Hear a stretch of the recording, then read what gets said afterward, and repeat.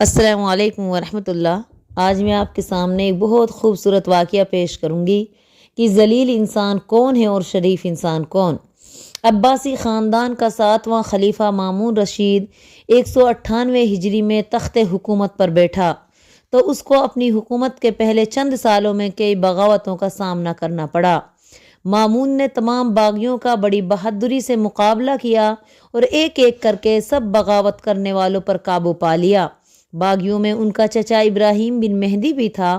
وہ خود خلیفہ بن بیٹھا اور تقریباً 2 سال تک بغداد اور ملک کے کچھ اور حصوں پر حکومت کرتا رہا۔ 203 ہجری میں مامون نے اس کو شکست دی تو وہ اپنی جان بچانے کے لیے بھیس بدل کر ادھر ادھر چھپتا گیا۔ مامون کے آدمیوں نے اس کو بہت تلاش کیا لیکن وہ کسی کے ہاتھ نہ آیا۔ اسی طرح کئی سال گزر گئے۔ آخر مامون نے اعلان کیا کہ جو شخص ابراہیم کو پکڑ لائے گا اس کو 1,00,000 درہم کا انعام دیا جائے گا۔ یہ خبر سارے ملک میں بجلی کی طرح پھیل گئی اور 1,00,000 درہم کے لالچ میں ہر شخص ابراہیم کے خون کا پیاسا نظر آنے لگا۔ اس کے بعد کیا ہوا اس کا حال خود ابراہیم بن مہدی نے اس طرح بیان کیا ہے: جس وقت مجھے مامون کے اعلان کی خبر ہوئی میری نظروں کے سامنے اندھیرا چھا گیا۔ خدا کی زمین مجھے تنگ نظر آنے لگی۔ کچھ سمجھ میں نہیں آتا تھا کہ جان کیسے بچاؤں اور کہاں جاؤں۔ آخر سوچ سوچ کر جس مکان میں چھپا ہوا تھا نا امیدی کی حالت میں وہاں سے نکلا۔ دوپہر کا وقت تھا، سخت گرمی پڑ رہی تھی۔ میں منہ پر کپڑا ڈالے لوگوں کی نظروں سے بچتا بچاتا ایک ایسی گلی میں جا نکلا جو آگے چل کر بند تھی۔ اب نہ آگے بڑھ سکتا تھا نہ واپس آ سکتا تھا۔ حیران تھا کدھر جاؤں۔ اتنے میں ایک مکان نظر آیا جس کے دروازے پر ایک حبشی غلام کھڑا تھا۔ میں نے آگے بڑھ کر اس سے بڑی عاجزی سے پوچھا، کیا تھوڑی دیر کے لیے تم مجھے اپنے مکان میں ٹھہرنے کی اجازت دے سکتے ہو؟ اس نے کہا، ہاں ہاں، آپ تشریف لائیے۔ پھر اس حبشی غلام نے دروازہ کھولا اور مجھے مکان کے اندر لے جا کر ایک کمرے میں بٹھا دیا۔ اس میں اعلیٰ قسم کا قالین بچھا تھا جس پر قیمتی گاؤ تکیے لگے ہوئے تھے۔ مجھے بیٹھا کر وہ دروازہ بند کر کے باہر چلا گیا۔ اس کے جانے کے بعد میرے دل میں خیال پیدا ہوا کہ شاید یہ شخص حکومت کے آدمیوں کو اطلاع دینے گیا ہے۔ اگر وہ مجھے گرفتار کر لیں گے تو کیا ہوگا؟ یہ خیال آتے ہی میری امید نا امیدی میں بدل گئی اور میرا یہ حال ہوا جیسے دہکتے انگاروں پر لیٹا ہوا ہوں۔ اتنے میں دروازہ کھلا۔ وہ حبشی غلام ایک مزدور کے ساتھ مکان میں داخل ہوا۔ مزدور کے سر پر کھانے پینے کا بہت سامان تھا، روٹیاں، کچا گوشت اور کئی نئی دیگچی، ایک سراہی اور 2 کوزے پیالے۔ اس نے مزدور سے یہ سامان لے کر اس کو رخصت کر دیا۔ پھر تمام چیزیں میرے سامنے رکھ کر بڑے ادب سے کہنے لگا، جناب میں ذات کا نائی ہوں، میری یہ جرات نہیں کہ آپ کو اپنے برتنوں میں کھانا پیش کروں، اس لیے بازار سے سب نئی چیز لے کے آیا ہوں، حضور جس طرح مناسب سمجھے کام لے۔ پھر وہ سب سامان میرے پاس چھوڑ کر چلا گیا۔ مجھے اس وقت بہت بھوک لگی تھی۔ جلد جلد اپنے ہاتھوں سے سالن پکایا اور خوب پیٹ بھر کھانا کھایا۔ اس کے بعد حبشی نے مجھ پر سرور دینے والا نہایت عمدہ شربت پلایا۔ وہ ایک بند کوٹڑی سے ایک ستار نکال لایا اور کہا، جناب میری تو یہ جرات نہیں آپ سے گانے کی درخواست کروں، ہاں اگر آپ خود پسند فرمائیں تو مہربانی ہوگی۔ میں نے اس سے کہا، تم کو یہ کیوں کر معلوم ہوا کہ میں گانا جانتا ہوں؟ اس نے کہا، سبحان اللہ، یہ آپ نے خوب فرمایا، بھلا حضور کو اس شہر میں کون نہیں جانتا؟ آپ ہمارے آقا ابراہیم بن مہدی ہیں جن کے لیے مامون رشید نے اعلان کیا ہے کہ جو آپ کو پکڑ لائے گا 1,00,000 درہم انعام پائے گا۔ لیکن حضور میری طرف سے بالکل مطمئن رہیں، مجھ سے کبھی ایسی نمک حرامی نہیں ہو سکتی۔ میں اس حبشی غلام کا حوصلہ اور شرافت دیکھ کر حیران رہ گیا۔ میں نے اس کے ہاتھ سے ستار لے کر کچھ دردناک اشعار گائے جن کو سن کر وہ جھومنے لگا۔ پھر وہ مجھ سے اجازت لے کر خود ایسے درد سے گانے لگا کہ سارے خطرے میں بھول گیا۔ اور غافل ہو کے سو گیا۔ جاگا تو شام ہو چکی تھی۔ میرے پاس اشرفیوں سے بھری ایک تھیلی تھی۔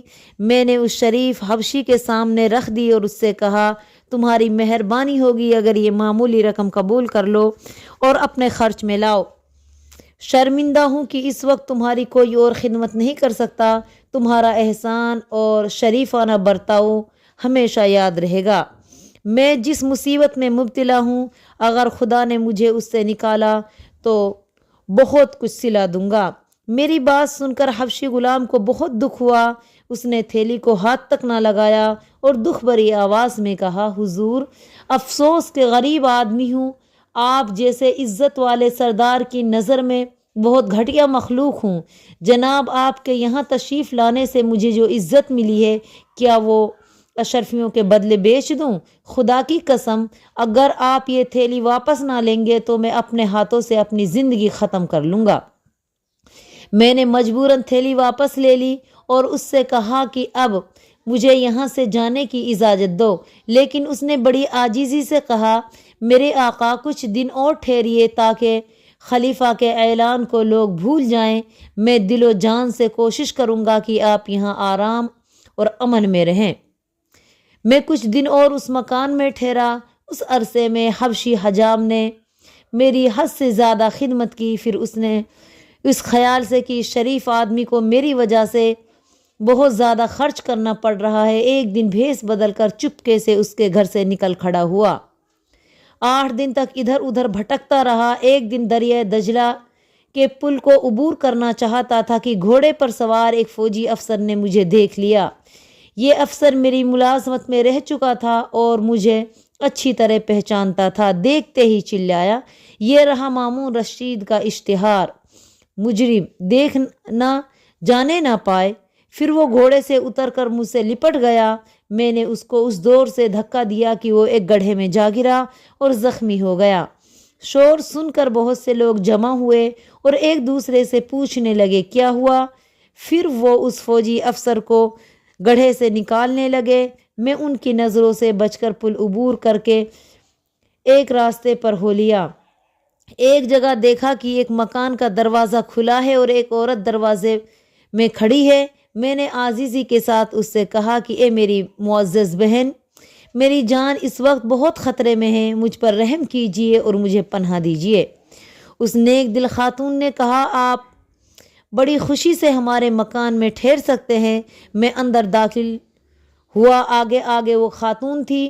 اس نے مجھے ایک بالا خانے پر پہنچا کر میرے لیے بستر بچھایا اور کھانا لائی۔ پھر مجھ سے کہا، آپ نے مجھے بہن کہا، اس لیے اپنے دل سے ہر قسم کا خوف نکال دیجئے، یہاں کسی کو آپ کا پتہ نہیں چل سکتا۔ اتنے میں دروازے کھٹکھٹانے کی آواز آئی، جیسے کوئی گھبرا کر جلدی جلدی کھٹکھٹا رہا ہو۔ اس خاتون نے جا کر دروازہ کھولا۔ میں نے کھڑکی سے جھانک کر دیکھا کہ وہی فوجی افسر تھا جسے میں نے دھکا دے کر گڑھے میں گرایا تھا۔ اس کے سر پر پٹی بندھی ہوئی تھی اور کپڑوں پر خون لگا ہوا تھا۔ یہ دیکھ کر میرا خون خشک ہو گیا کہ اب میری جان بچنا بہت مشکل ہے۔ خاتون نے اپنے شوہر سے پوچھا، یہ آپ کو کیا ہوا؟ اس نے کہا کہ آج ایک بڑا شکار ہاتھ سے نکل گیا، مگر افسوس میں اسے پکڑنے میں ناکام رہا۔ پھر اس نے سارا قصہ سنایا۔ خاتون نے جھٹ ریشم کا ایک کپڑا نکال کر اسے جلایا اور اس کی راکھ اس کے زخموں میں بھری۔ پھر زخم پر پٹی باندھ کر خون بھرے کپڑے اس کے بدلوائے اور فوراً ایک نرم بستر بچھا دیا کہ شوہر آرام سے سو جائے۔ جب وہ سو گیا تو وہ میرے پاس آئی اور کہنے لگی، معلوم ہوتا ہے آپ وہی شخص ہیں جن کو پکڑنے کی کوشش میں میرا خاوند زخمی ہو گیا ہے۔ میں نے کہا، ہاں بہن، میں وہ بد نصیب ہی ہوں۔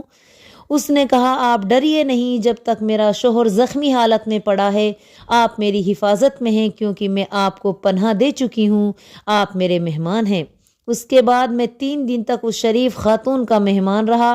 اس نے میری بڑی خاطر تواضع کی۔ تیسرے دن شام کو اس نے مجھ سے آ کر کہا کہ اب میرے شوہر کی صحت اچھی ہو گئی ہے، مجھے ڈر ہے کہ وہ آپ کو کہیں دیکھ نہ لے، اب آپ اپنی جان بچانے کی کوئی اور ترتیب کریں۔ میں نے اس کا شکریہ ادا کیا اور اندھیرا ہونے تک بالا خانے میں ٹھہرا رہا۔ جب کچھ رات گزر گئی تو اس خاتون نے مجھے عورتوں کا لباس پہنا کر اپنے گھر سے رخصت کر دیا۔ اب میں حیران تھا کہ کدھر جاؤں۔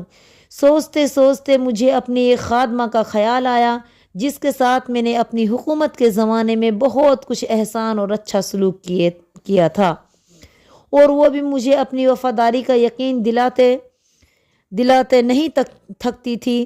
مجھے یقین تھا کہ اگر میں اس کے گھر تک صحیح سلامت پہنچ گیا تو وہ ضرور مجھے پناہ دے گی۔ یہ خیال آتے ہی میں سیدھا اس کے گھر پہنچا۔ وہ مجھے دیکھتے ہی زاروں قطار رونے لگی اور کہنے لگی کہ آپ کو اس مصیبت میں مبتلا دیکھ کر مجھ کو سخت دکھ ہوا ہے۔ اب آپ کوئی فکر نہ کریں اور میرے پاس آرام سے رہیں۔ پھر وہ مجھے اپنے مکان میں بیٹھا کر باہر نکلی۔ میں سمجھا کہ وہ میرے لیے کھانا لینے بازار جا رہی ہے، لیکن تھوڑی دیر بعد معلوم ہوا کہ وہ حکومت کے آدمیوں کو میرا پتہ بتانے گئی تھی، کیونکہ جب وہ واپس آئی تو اس کے ساتھ بہت سے سپاہی تھے۔ اس عورت نے آگے بڑھ کر مجھے ان سپاہیوں کے حوالے کر دیا۔ یہ سپاہی پکڑ کر مجھے خلیفہ مامون رشید کے حضور لے گئے۔ اس وقت وہ دربار میں بیٹھا تھا۔ میں نے ادب سے جھک کر اس کو سلام کیا، السلام علیکم یا امیر المومنین۔ خلیفہ نے اس کے جواب میں غصے سے کہا، خدا تجھے زندہ اور سلامت نہ رکھے۔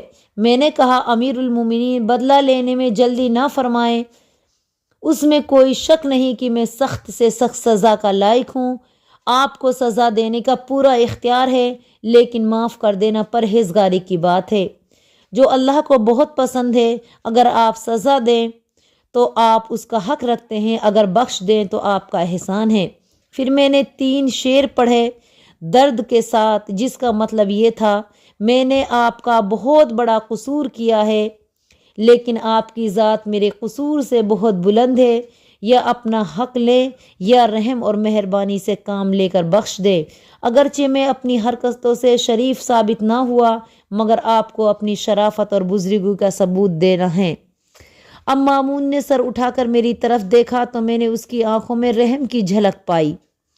میں نے 2 اشعار اور پڑھے جن کا مطلب یہ تھا کہ میں بہت بڑا قصور کیا ہے، لیکن آپ کی شان یہی ہے کہ میرا قصور معاف فرمائیں، یہ آپ کا احسان ہوگا، اور اگر سزا دیں تو بالکل صاف اور صحیح انصاف ہے۔ یہ شعر سن کر مامون کو مجھ پر ترس آ گیا۔ اس نے اپنے بڑے بیٹے، بھائی اور دربار کے دوسرے امیروں سے ان کی رائے پوچھی تو سب نے میرے قتل کا مشورہ دیا، لیکن وزیر اعظم احمد بن ابی خالد نے معاف کر دینے کی رائے دی۔ مامون نے اس کا مشورہ قبول کر لیا اور اپنا سر جھکا کر یہ اشعار پڑھے، میرے بھائی امیم کو میری قوم نے قتل کیا، اب اگر میں ان پر تیر چلاؤں تو یہ مجھی کو لگے گا۔ مطلب یہ کہ اپنے کسی عزیز کو ہلاک کرنا ایسا ہے جیسے کہ اپنے آپ کو ہلاک کرنا۔ میں نے فوراً اپنے چہرے سے نقاب الٹ دی اور بلند آواز سے کہا، اللہ اکبر، خدا کی قسم امیر المومنین نے مجھے بخش دیا۔ اس پر مامون سجدے میں گر پڑا اور دیر تک سجدے میں پڑا رہا، پھر سر اٹھا کر مجھ سے پوچھا، چچا جان آپ جانتے ہیں کہ میں سجدے میں کیوں گیا؟ میں نے کہا، شاید اس بات پر کہ خدا نے آپ کو دشمن پر قابو دیا۔ مامون نے کہا، نہیں، بلکہ اس بات پر کہ خدا نے مجھے معاف کرنے کی توفیق دی۔ اب مامون رشید نے کہا، اچھا بتاؤ، اس عرصے میں تم پر چچا جان کیا کیا گزری؟ میں نے اپنی مصیبت کا سارا حال شروع سے اخیر تک بیان کیا۔ مامون نے یہ سن کر حبشی حجام، فوجی افسر اور اس کی بیوی اور مجھے پکڑ لانے والی خادمہ کو طلب کیا۔ جب وہ حاضر ہو گئے تو اس نے حجام کی شرافت کی بہت تعریف کی اور اس کا 1000 دینار سالانہ وظیفہ مقرر کر دیا۔ اس کے علاوہ بھی اس کو بہت انعام دیا۔ فوجی افسر کو اس کے عہدے سے ہٹا دیا۔ اس نے اپنے پرانے آقا کا لحاظ نہ کیا، اسی لیے۔ البتہ اس کی بیوی کو بہت بھاری انعام دیا۔ خادمہ کو بہت ملامت کی کہ تو نے اپنے آقا سے نمک حرامی کی، پھر اس کو کوڑے لگوائے اور کچھ عرصے کے لیے اس کو قید کروایا۔ تو یہ بہت اچھا واقعہ تھا، ہمیں اس سے عبرت حاصل کرنی چاہیے کہ برا وقت کبھی بھی کسی کے لیے بھی آ سکتا ہے اور وقت کبھی بھی پلٹ سکتا ہے، اس لیے ہمیں ہر حال میں ہر انسان کے ساتھ ہمدردانہ اور محبتانہ برتاؤ کرنا چاہیے۔ السلام علیکم ورحمۃ اللہ۔